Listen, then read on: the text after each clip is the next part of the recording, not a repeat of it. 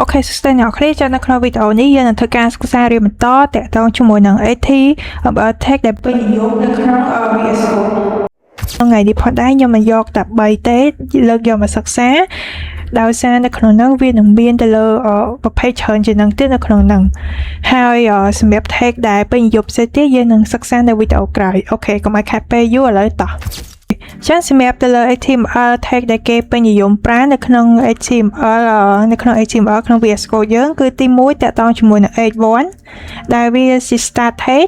ហើយ element content គឺមានថាដូចខ្ញុំបញ្ជាក់ទៅលើវីដេអូមុនចឹង element content គឺមានថា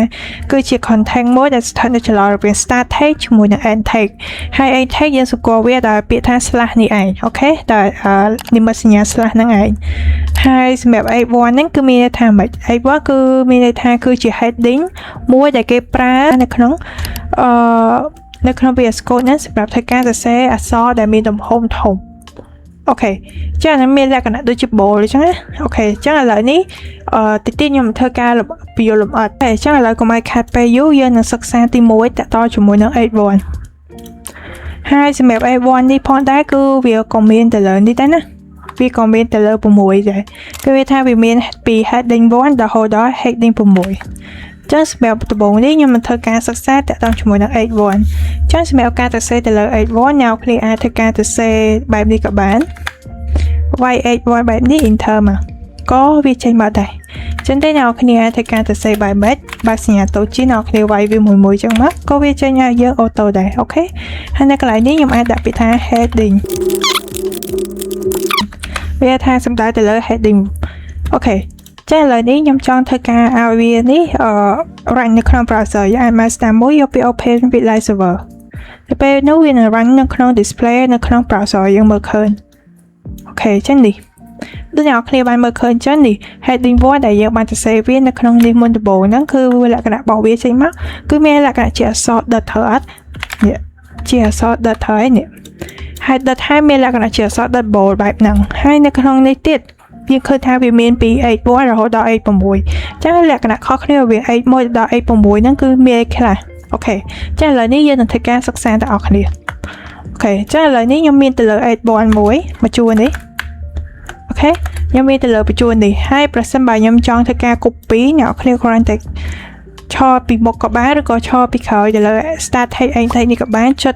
L ហើយជាមួយនឹង shift ឲ្យជាប់ប្រើសញ្ញាចុះក្រោមទីមកចឹងបានណា3 4 5 6អូខេឥឡូវនេះយើងចង់ធ្វើការបដូរវានេះទៅជា H2 វិញតើយើងធ្វើមិនអ្នកគ្នាគ្រាន់តែការ select control អក្សរ D អ្នកគ្នាវាយពីថា H2 អូខេដូចគ្នា H3 ដូចគ្នា H4រួចនៅពេលនេះអ្នកគ្នាគ្រាន់តែធ្វើការផ្លាស់ប្ដូរតលេខនៅខាងក្រោយនេះមកលេខ content របស់ខ្ញុំនៅលើ browser យើងមើលឃើញថានេះ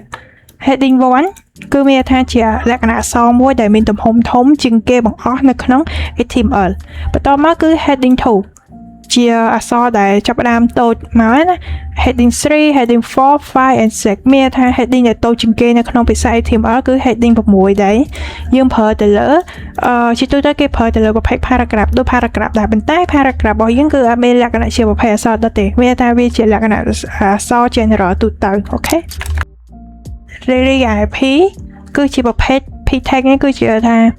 ឧទាហរណ៍ថាវាគឺជា paragraph វាថា element content របស់យើងគឺសរសេរមក first paragraph ជំនឿថា P tag គឺជា paragraph មួយដែលគេសរសេរសម្រាប់អត្ថបទផ្សេងដែលមានទំហំវែងអីគេចឹងទៅអូខេហើយសម្រាប់ BR មានថាគឺជា break មានថា break ជាទូទៅគឺសម្រាប់ទៅប៉ុន្តែនៅក្នុង HTML របស់យើងគឺសំដៅទៅលើការចុះបន្ទាត់នៅពេលដែលអ្នកនរគ្នាចង់ធ្វើការចុះបន្ទាត់ទៅលើ content អីមួយអ្នកនរគ្នាអាចប្រើ break ក៏បានឬក៏អ្នកនរគ្នាអាចប្រើ tag សម្រាប់ចុះបន្ទាត់ក៏បានដែរអូខេបន្ទាប់ពីយើងដឹងអំពី heading ឥឡូវនេះយើងនឹងចូលមកកាន់មួយទៀតតាក់ទងជាមួយនឹង P ដែលជា paragraph ចឹងនៅកន្លែងនេះអ្នកនរគ្នាអាចសរសេរ P paragraph បែបនេះឬក៏យើងអាចសរសេរ P បែបនេះបានអូខេរួចបិទវាមកអូខេចឹងនៅ P paragraph គឺជាអ្វីដែលយើងអាចសរសេរអាចជាអត្ថបទអីផ្សេងបានចឹងឧទាហរណ៍ថាខ្ញុំមាន lorem អូខេ កន្លែងរំនេះគឺមានជាអក្សរដែលយើងអាចវាថាអក្សរដែលវាមានស្រាប់នៅក្នុង VS Code យើងហ្មងចាឥឡូវនេះខ្ញុំឧទាហរណ៍ថាខ្ញុំមាន P lorem នេះចំនួន50ពាក្យអូខេចឹងនៅពេលហ្នឹងវានឹងបង្កើតទៅលើអក្សរឲ្យយើងបាន50ពាក្យដោយអូតូហ្មងអូខេហើយយើងមើលឃើញថានេះអក្សរនេះវែងនេះត្រូវទេប៉ុន្តែយើងចង់ឲ្យវែងអ្នកគ្រាគ្រាន់តែ select វាអ្នកគ្រា mouse តាមមួយយកពាក្យថា format document អូខេរួចវានឹងធ្វើការ format ឲ្យយើងបានមកស្អាតអូខេរួច Ctrl S រួចអ្នកគ្រាចូលមកកាន់ browser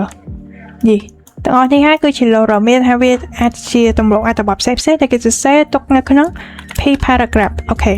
មួយទៀតរបស់យើងគឺតាក់ទងជាមួយនឹងbreak ទេរបស់យើង break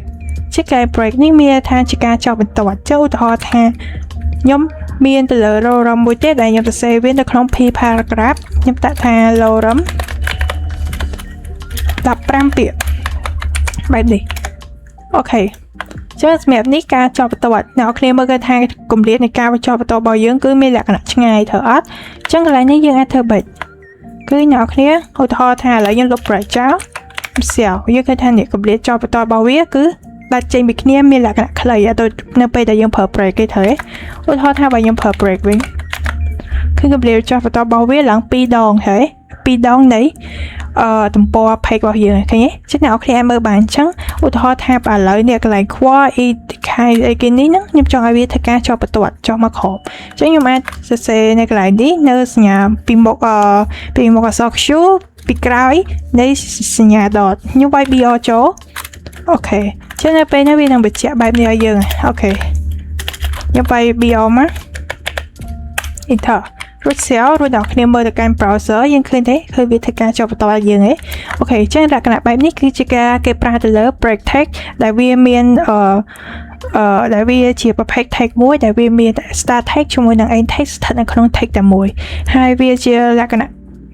non content គឺអត់មាន content អីយើងអាចសរសេរបាននៅក្នុងហ្នឹងអូខេវីដេអូនេះមានតែប៉ុណ្្នេះហើយសង្ឃឹមថាជួបអ្នកនរគ្នានៅវីដេអូក្រោយ